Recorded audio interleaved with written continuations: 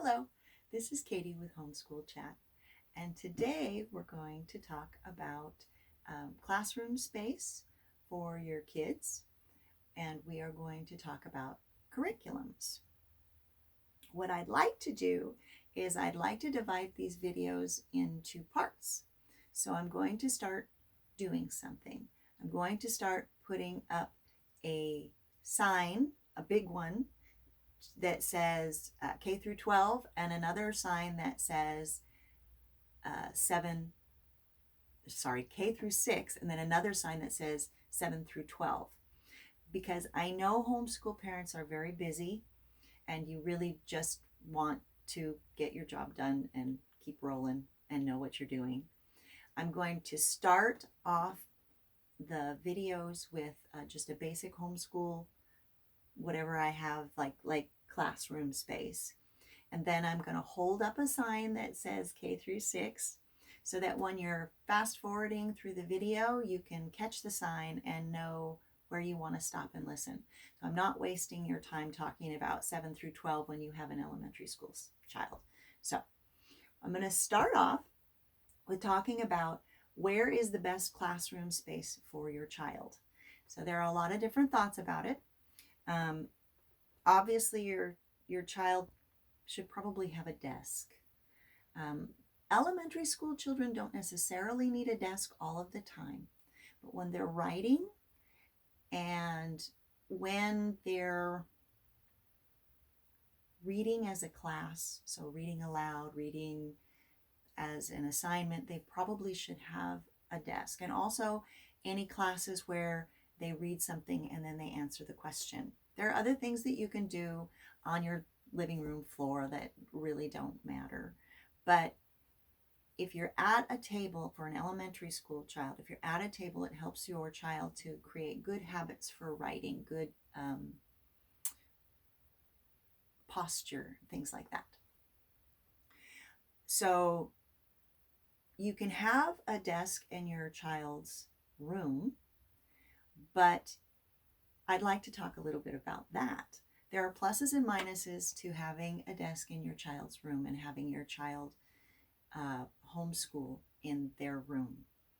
One is that they're not readily available to you, which is okay. I mean, if they have a question, they can come talk to you, and that's great. And while they're in their room, you can do other things. Some children, it's comforting for them to have the parent around. When you get to 7th grade to 12th grade, I would almost think that a dining room table or the bar in the middle of the house would be the best. 7th grade to 12th grade, there are very few children that can take the responsibility of being by themselves and also being motivated to do their schoolwork at the same time. And what I found is that students that are in that age group, the 7th grade through 12th grade, in general, they can't concentrate. Their mind wanders, and then, I don't know, they get on their phone,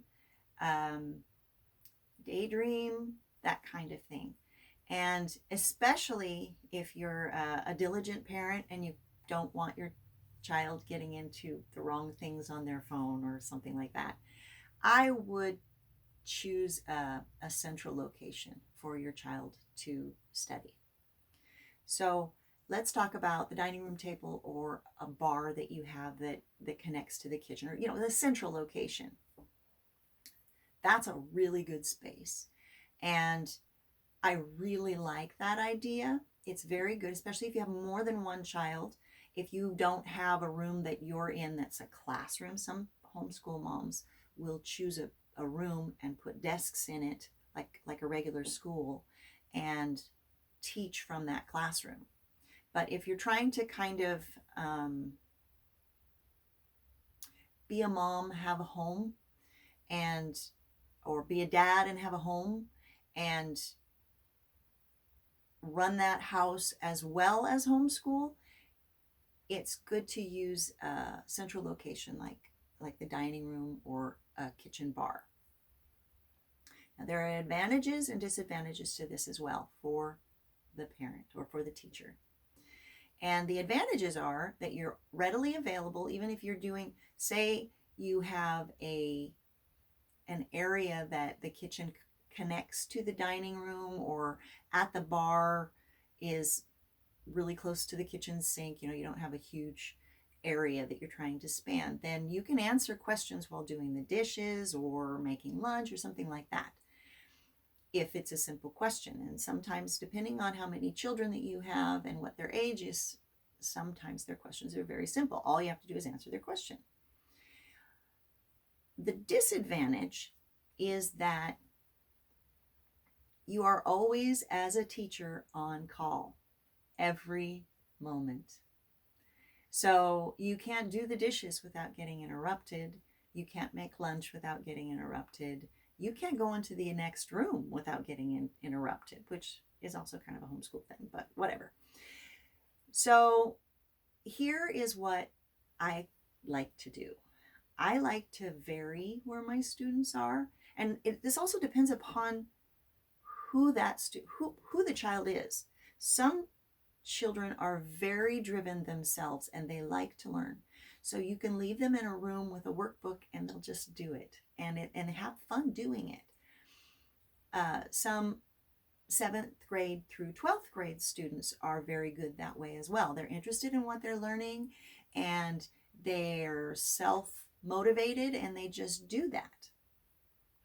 And so if you have one of those children especially, you can, it's up to the teacher to decide what kind of child they have. What I found is good for most kids that I've homeschooled 3 is to vary where you're at, especially small children, because small children get bored.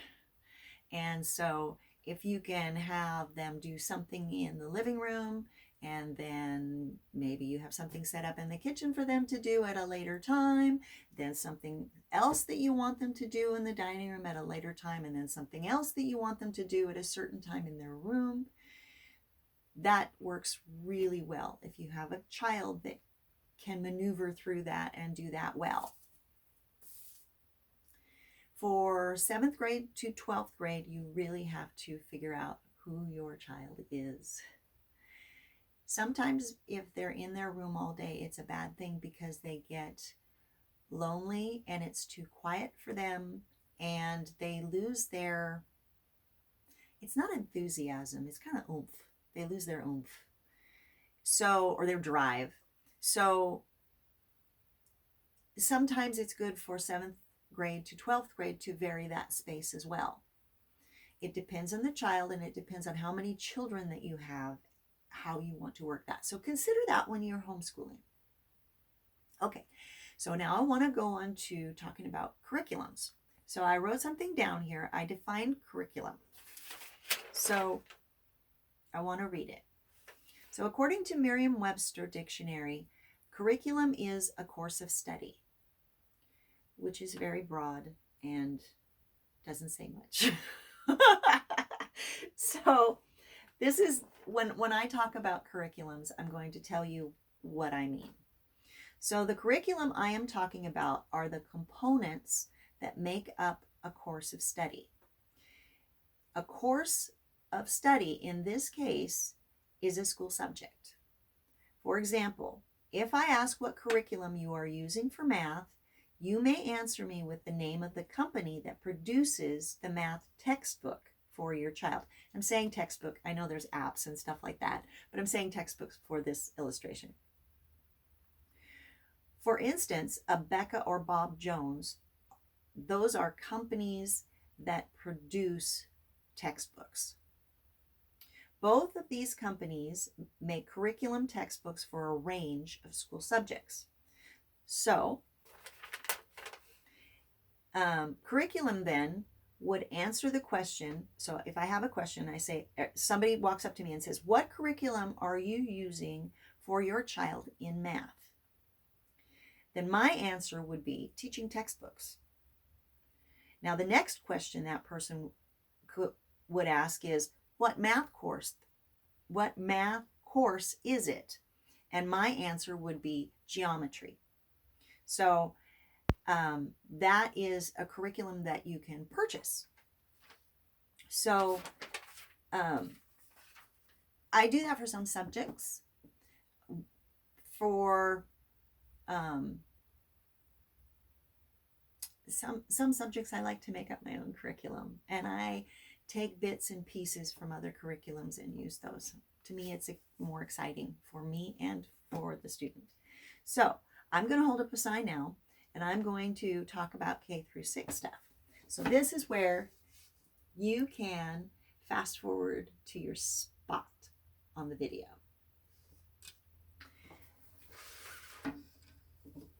So for K through 6, I start off K through 6 with workbooks mostly. Workbooks, color pages, things like that. And I found a workbook that I absolutely love. It's a publisher, and it's American Education Publishing. Now these are old, but I haven't gone wrong with these. And it's hard to find complete curriculum. So this is what I use for elementary school. So they're complete curriculums that span all of the subjects that you need for that grade. So I was able to find an American Education Publishing comprehensive curriculum for grade 6, which is very hard to do. Usually they go up to grade 4 or 5, and I had an older child and I really wanted a grade 6. So I searched, and thank God I found one. So these are, let me open up these and show you. These are old. So, and I've taken the pages out. So let me just get to the middle here. So this one is what they would use. I don't know if you can see that or not. Like English grammar. And so here's a section, and this is kind of what the workbook pages look like.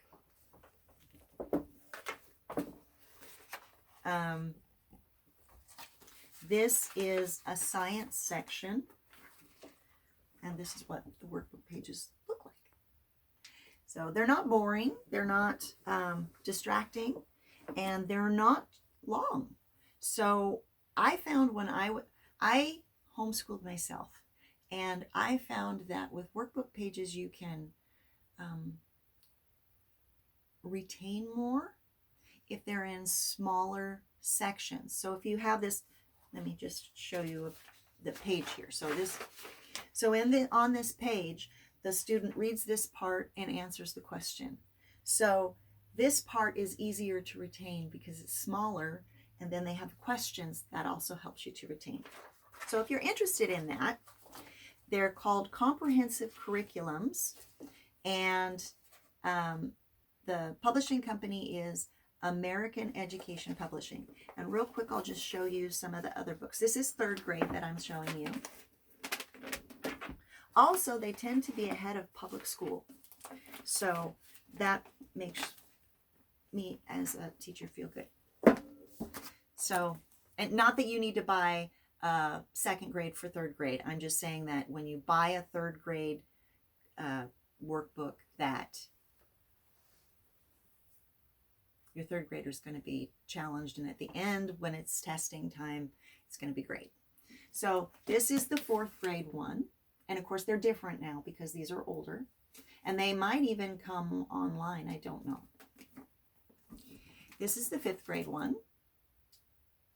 And this one is the 6th grade one. Okay, so then I just want to shove something else in there.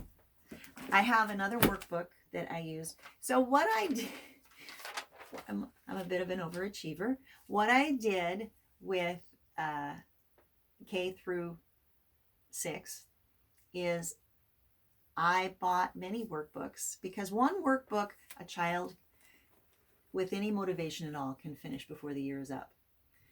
And I have very smart students, and so I would buy 3 workbooks and then combine them. So in math, I felt like math is something that children really need to practice a lot on to retain what they're learning. It's you can never go bad with practicing more math. So never go wrong with that. So this, I found this at Walmart.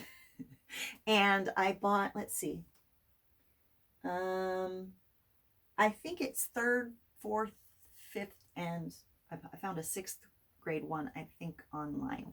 Anyway, these are total math, so I put those in with what the comprehensive curriculum had, so that there was more practice. And this is just a sample page. So there you go. All right. So there's my show and tell. Now I'm going to switch to 7 through 12. So here's my sign that says that we're about ready to do 7 through 12. I know it's a bit old-fashioned, but I think it's kind of cool. All right. So what I wanted to talk to you about, let me put this away. Yeah, I'm going to need more room.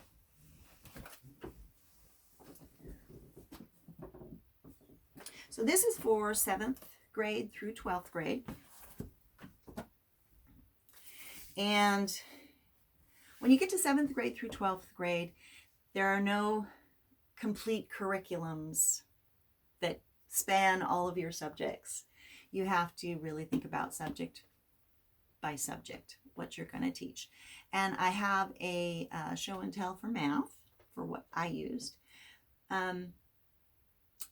I had a lot of different textbooks that I looked through and that I own. And I think I started this, which is teaching textbooks. Now, I believe, I'm not sure, but I believe that this is an app now that you can purchase. I'm not really sure. This came with Answer Key and Test Bank. And it also came with lecture and practice CDs. And I know for a fact there's a homeschool group in our area that is a co-op for what they call in Washington State K through 12. So it kind of works not necessarily with public school, but it's kind of a government thing like public school, sort of. Anyway, they use this as well. So it's not just me. Anyway, this is a curriculum that I like for pre-algebra, algebra, algebra 1, algebra 2, geometry, and anything else in the higher maths. Once